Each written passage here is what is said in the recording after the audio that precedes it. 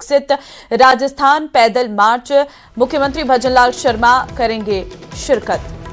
तो ये बड़ी खबर जयपुर से आपको बता रहे हैं। सीएम भजनलाल शर्मा आज अमर जवान ज्योति पर एक कार्यक्रम आयोजित है, उसमें शिरकत करेंगे। लखपति दीदी राज्य स्तरीय कार्यक्रम में भी सीएम शिरकत करेंगे। ओटीएस में होगा कार्यक्रम का आयोजन। तो ये बड़ी खबर आपको बता रहे हैं। इसके अलावा ये बड़ी जानकारी, 1 बजे लखपति दीदी राज्य स्तरीय कार्यक्रम आयोजित होना है। सीएम भजनलाल शर्मा इस कार्यक्रम में भी शिरकत करेंगे। तो सबसे पहले सीएम अमर जवान ज्योति पर विकसित राजस्थान पैदल मार्च में शिरकत करेंगे और इसके बाद भी उनके कई महत्वपूर्ण कार्यक्रम आज दिन भर रहने वाले हैं।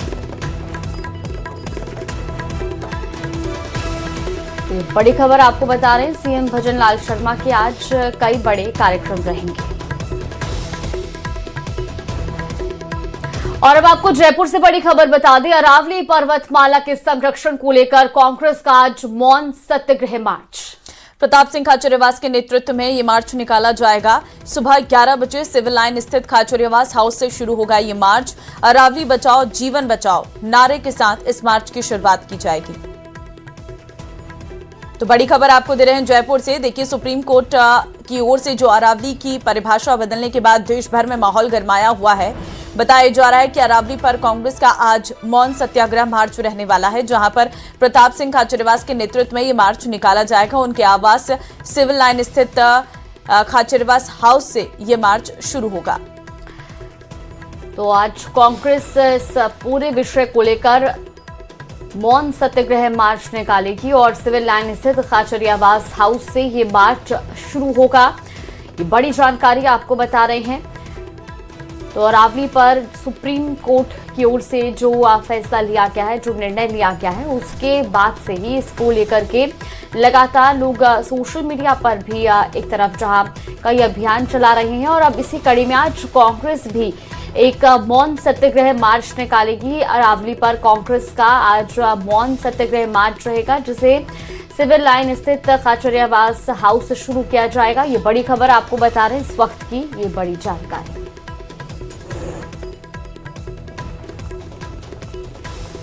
सुप्रीम कोर्ट की ओर से अरावली की परिभाषा बदलने के बाद देश भर में अरावली को बचाने की मुहिम शुरू हो गई है।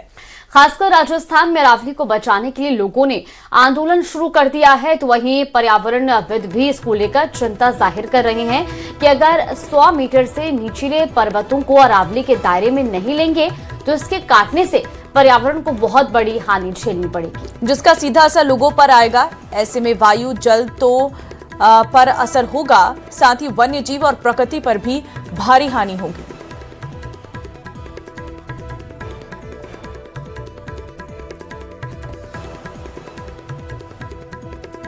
अरावली को लेकर सुप्रीम कोर्ट के आदेश के बाद पूरे देश भर में अरावली बचाओ के लिए अभियान शुरू हो गया है। और राजस्थान में हम बात करें तो उदयपुर में इस समय आंदोलन ने गति पकड़ ली और सभी जने जो है कि इस आंदोलन में है कि इन अरावली को बचाना है।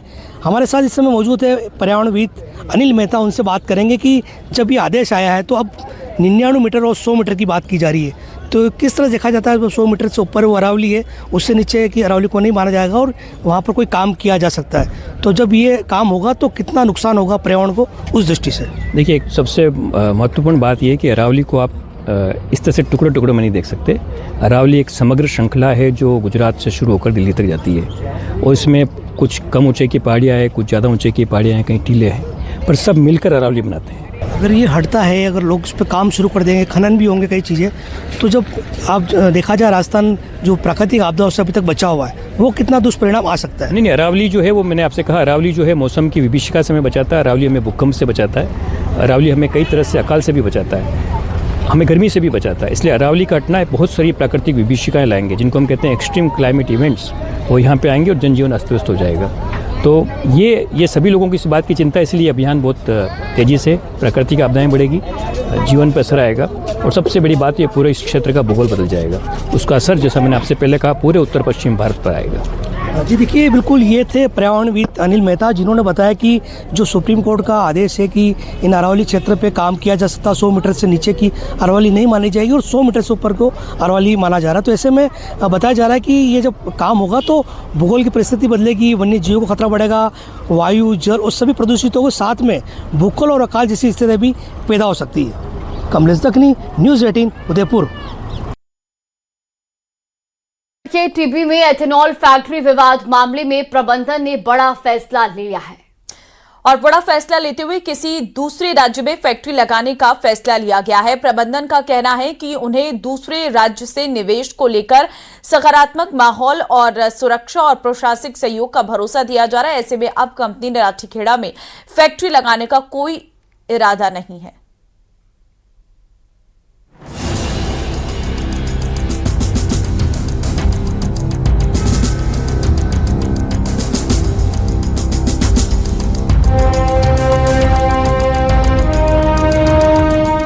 राठीखेड़ा में नहीं लगेगी एथेनॉल फैक्ट्री।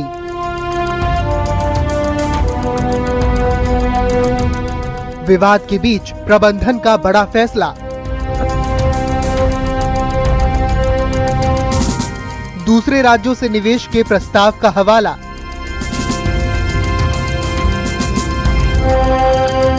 किसानों के विरोध के बीच फैक्ट्री प्रबंधन ने राठीखेड़ा में फैक्ट्री न लगाने का फैसला लिया है। प्रबंधन का कहना है कि दूसरे राज्यों से मिल रहे निवेश के ऑफर पर विचार किया जा रहा है।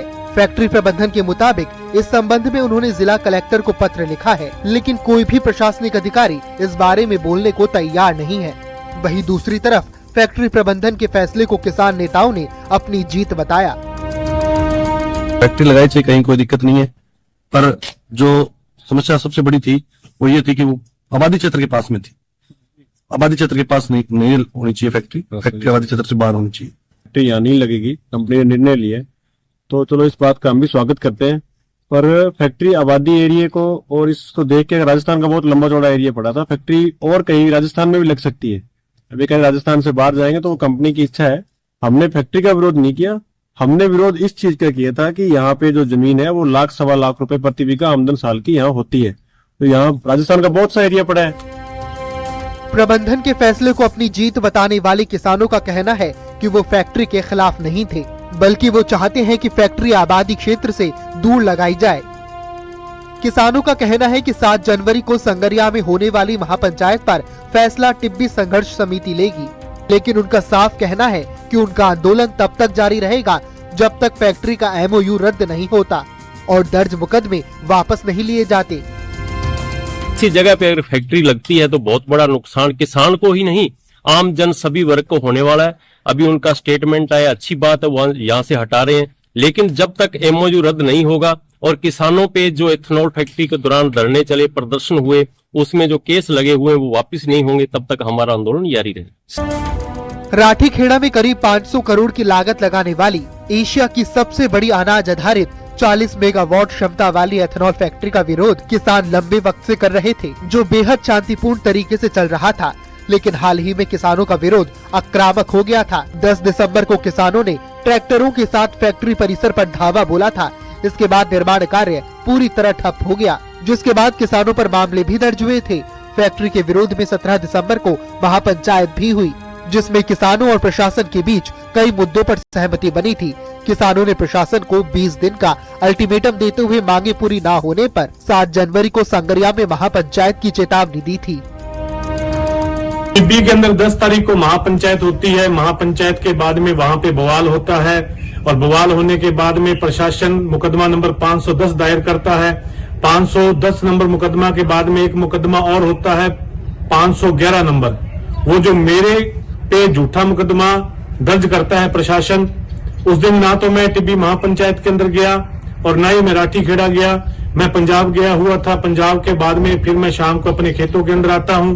वो सारे सबूत हमने इकट्ठा करके माननीय उच्च न्यायालय जोधपुर के अंदर हमने पेश किए हैं और इन पुलिस वालों ने और प्रशासन ने झूठे मुकदमे जो हमारे पे दायर किए हैं, इसकी निष्पक्ष जांच होनी चाहिए। सवाल सिर्फ ये नहीं कि फैक्ट्री बनेगी या नहीं, बल्कि ये भी है कि आखिर किसान इसके खिलाफ क्यों खड़े हो गए। जबकि जमीन की खरीद फरोख्त और MOU की प्रक्रिया साल 2022 में ही पूरी हो चुकी थी। किसानों का कहना है कि उनसे ड्यून एथेनॉल कंपनी ने जमीन सीधे नहीं खरीदी, बल्कि बिचौलिए के जरिए जमीन खरीदी थी। किसानों का आरोप है कि वो कभी भी फैक्ट्री को जमीन नहीं देना चाहते थे। बहरहाल फैक्ट्री प्रबंधन ने अपनी राय सार्वजनिक कर दी है, लेकिन सवाल ये, क्या किसानों के विरोध का खामियाजा प्रदेश में निवेश पर पड़ेगा? हनुमानगढ़ से न्यूज 18 राजस्थान के लिए राजू रामगढ़िया की रिपोर्ट।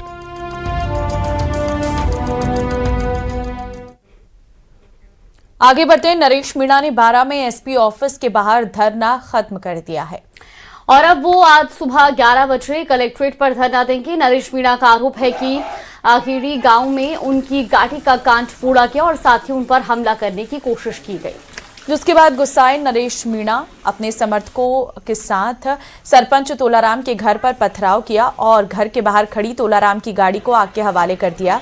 इस पूरे विवाद के बाद से ही पूरे गांव में भारी पुलिस जाब्ता तैनात किया गया है। फिलहाल पुलिस ने इस मामले में सरपंच तोलाराम मीणा और उनके परिजनों समेत कुल 8 लोगों को डिटेन किया गया है। एक बैठक में गया था उस गांव में आखेड़ी में, और मैं अकेला था, एक गाड़ी थी मेरे साथ। और जब मैं बैठक में गया तो उसके पहले वहाँ एक प्लानिंग करी गई। तोलाराम ने अपने बेटों को बुलाया, उसके साथ कुछ 12 के गुंडे गए और जैसे मैं उनके घर के सामने से निकलते मेरी गाड़ी पे हमला हुआ। उनके हाथ में हथियार था, पिस्टल थी। लाठियों से मेरी गाड़ी पे 2 लट उन्होंने मारे, जो मेरी गाड़ी के कांच टूट गए। और उसके बाद मैं उसी गाँव में थोड़ा सा उनसे 500 मीटर दूर आकर मेन रोड पर बैठ गया। मैं पुलिस का इंतजार करने लगा। उसके बाद जिस तरह से उन्होंने एक गाड़ी में आग लगाई, मैं देख रहा था वो खुद ही अपनी गाड़ी में आग लगवा रहे थे ताकि मुझे मेरे पे झूठा मुकदमा लगाया जा सके और खुद ही अपने खुद का नुकसान करवा के